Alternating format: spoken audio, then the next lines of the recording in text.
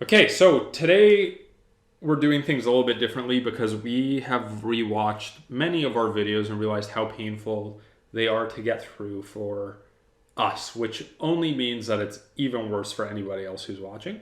Really bad, really bad.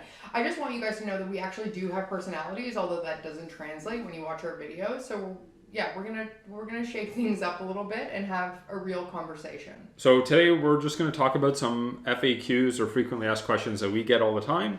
We'll go into a couple of stories, but just maybe try and blink while we're talking to the camera. I'm gonna blink. Let's jump into Okay, it. so as Peter mentioned, we're gonna talk about the questions that we're asked most as real estate agents, and I think the number one question that comes up for me, and I don't know if it's the same for you, but literally every time I'm at a party, a meeting, the grocery store, the bank, it doesn't matter. The top question is, how is the market? And I think that we have a go-to answer as real estate agents, most do. Peter, what's yours? Mine is it depends because I think it's a loaded question without any context knowing what the person asking is trying to accomplish. You can't really tell them how the market is. Wrong answer, in my opinion. The market is great because depending on whether you're a buyer or seller, there are opportunities in every market. So that's kind of my positive spin on your depends answer. Well, I think the prudent response is it depends because yes, you can accomplish whatever you want in whatever market you're in. Mm-hmm. With that being said, some markets are favored to sellers, some markets are favored to buyers, some markets are favored to picking up rental properties. So it all kind of depends on what's happening and what you're trying to accomplish. However, with that being said, I agree that yes, the market is always great for somebody. Yes, exactly. Okay, so I've written down a couple questions that are frequently asked to me. I think you did the same. Yep. Okay, so we're gonna run through some of the top questions we get asked as realtors and go through some of our answers. Okay. Okay, Peter, what's the grossest house you've ever been in? Yeah, so this just happened recently, or a few weeks ago. I've been in a few gross houses, but this one stands out because it was actually a basement apartment that was tenanted of a house that was for sale. So the upstairs was vacant, it was being sold as a rental property, and the basement was tenanted, and it was actually very uncomfortable because we had to walk through the house while the tenant was in there, but it was filthy. Like, I'm talking, you couldn't put your shoes on after because you could feel the grime that had accumulated on your socks. We throw out a lot of socks in this business, and I don't know if you know that, but if you know a realtor, a really great Christmas gift for them is definitely new socks. Yeah, that's a really good point.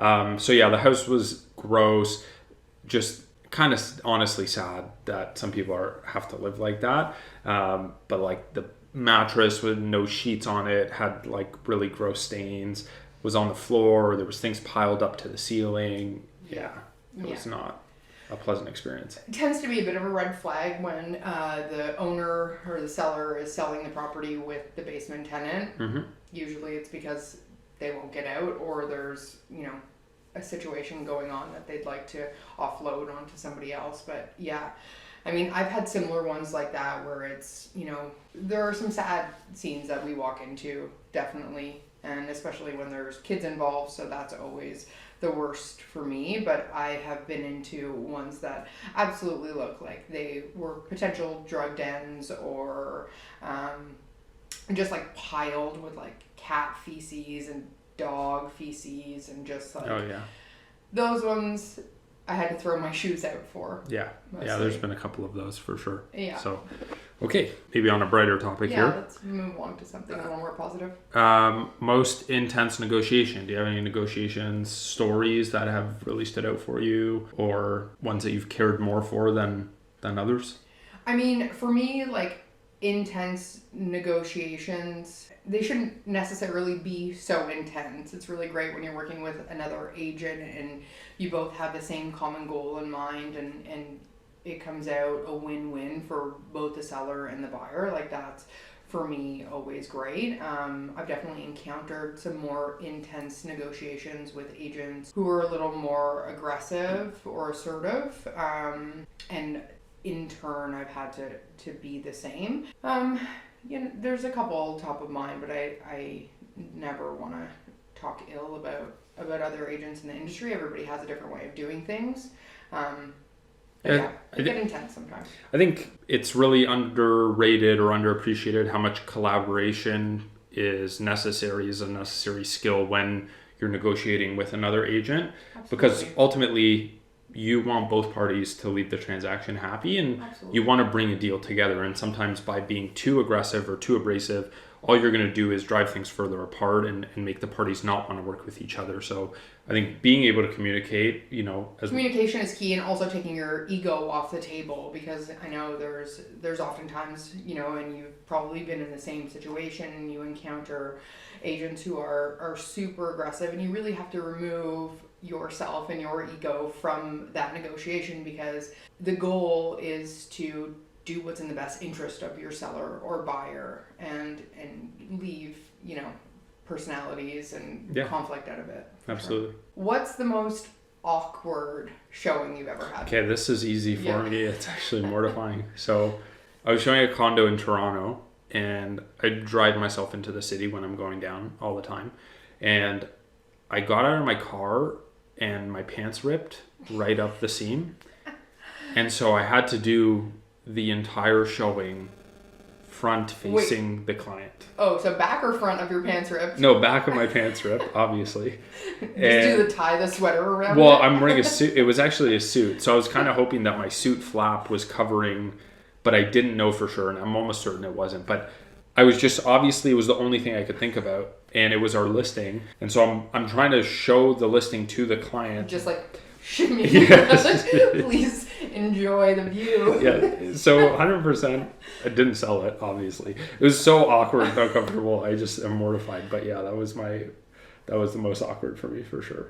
Okay. I've had a couple awkward showings. Most recently, I had, we don't always take clients in the car, like, most often. I would say clients meet us at properties, but I had clients out in my car, and it was after like one of the recent ice storms. So what appeared to be snowbanks were not really snowbanks. They weren't very forgiving, and I pulled up to the house, and I'm waiting for another showing. The agent is coming out of the house, and so they're getting in their car, and I'm just parallel to this snowbank, and I'm waiting so that I can pull into the driveway. So I drive an SUV, and the snowbank, I know it's there, and it's actually an ice bank. And so I go to turn into the driveway, like a tight right, but it was a little too tight. So on the passenger side, I have what I hear to be just crunching metal of my door, and my client is like, oh my God. And I have to be like, brush it off, like, it's fine. It's fine. This happens all the time. Like, I always just I like to get nice and snug. Yeah, like I always like to decimate my car door. It's like when you hurt yourself in front of somebody and you have to be like, no, I'm good. It was actually exactly like that. Following the showing, you might have seen the video, but I drove to Peter's house so we could try and plunge which didn't work because I didn't have the right plunger, but I think that would have worked. I don't think so. So anyways, if you see me driving around, my door's currently still smashed in. I need to get it addressed. But in terms of showings, I think the most awkward showing I did, same thing, it was a tenant, and it was a condo in Toronto, and it was for sale, and the tenant obviously wasn't super excited about the fact that they were going to be displaced. So I knew the showing was booked. I knock on the door always before I come in. I say hello. She answers back like, hey, like, I'm like, oh, I just have a showing. And she's like, yeah, no worries, come in. And so we proceed to walk in, and she's fully naked. And just like doesn't care. She's in the bathroom, the door is open, and she's just like, oh yeah, no, I know there's a showing. And yeah, like we were very quick in the condo. Yeah. Thankfully, condos are like 500 square feet, so there wasn't a lot of time. But yeah, it was arguably one of the most uncomfortable showings I've had. Yeah, it's very, very exhibitionist of her. Yeah, no, just like not a care in the world. Like, here I am. I need that kind of confidence. Yeah. Okay. Next question. Okay, let's switch it up a little bit and just talk about down payment. So do I need 20% to put down on buying a home. Yeah, I get that. I get asked that question a lot. I think it's a common misconception that people have to save 20% for a down payment. So yeah, it's absolutely something that comes up and something that people are pleasantly surprised to hear that no, it's not necessary to have 20% for a down payment, not unless it's a recreational property or an investment property, or a property over $1 million. Yeah, the 20% is an important barrier because anything under 20%, you require mortgage insurance on the property. And so that will be an additional fee that gets amortized over the term of your loan. So it really doesn't work out to be that much monthly, but it is relevant in that way, but you can absolutely purchase with as little as 5% down depending on the price point. Mm-hmm. And this is one that comes up, and this is relevant, especially in a changing market. Should I buy or sell first? I think that comes up often for us, and I would use my go-to would be Peter's how's the market answer. It depends. Yes. Yeah, it obviously depends on the market conditions, depends what you're looking to purchase afterwards, how saleable your home is, how ready for market it is. Mm-hmm. Like there are quite a few variables that you'd want to address, but that one for me, the go-to answer is it depends. Yeah, generally rule of thumb is if it's a seller's market, you want to buy first if you're buying and selling, obviously, because it's going to be easier to sell your property. And so what you don't want to happen is to end up where you've sold your property, because that was easy, but buying a property is difficult, whether it's a lack of inventory issue or just the level of competition is too high. And then vice versa, if it's a buyer's market, obviously it's going to be more difficult for you to sell your home, and you might also want to know what you have in your pocket before going out and buying. And so you might want to sell your house first. Now, there's always, like Jane said, exceptions to that rule, especially if you're looking to buy your forever home. You know, you might want to wait until that perfect property comes up before you list your house, whether or not it's a buyer or seller's market. But I think taking a look at your individual scenario, talking with your realtor and figuring out what the right strategy is. Yeah, and on, just to piggyback off that, a question I get asked a lot from even sometimes like random strangers or the same party question. Mm-hmm. How much is my house worth? Yeah. That one's a toughie. If I've never been in your home or know where you live, it's a difficult answer. It's a hard one. It's a tough question to answer on the fly, but that one also. Yeah, there's a lot that goes into pricing a home. It's not as easy as just kind of having rule of thumbs. I mean, we do have general, I would say, price ranges for different price. We can tell you a range of value based on if we knew, upgrades, bedrooms, bathrooms, square footage, location. And the location. Yeah. Right? Like exact in terms of the neighborhood. And we can say, houses are selling similar to yours, are selling between this and this. But it's a tough one to answer on the fly. And also with the market that we're in right now, honestly, that we have been, like, things have changed so quickly over the past 3 years, whether going up or going down. Back when I first got into the industry and I was learning about how to properly price a house, you were looking as far back as 3 months to try and find relevant sales and comparables. Yeah, now I would say you've got to look within the last 2 weeks even in a market that's changing as rapidly as ours. So it's a tough one to give an answer to because you want to be as accurate as possible, and it's a tough thing to do without your computer on hand, I would say. Yeah. Let's talk about pricing the house high just to test. Yeah, that's a question I think we get asked a lot. We can come in and our job really as your agents is to Sherpa you through the selling process to guide you. So we can present all of the relevant facts and details, what the most comparable solds have been, and give you a really good range of value based on this data.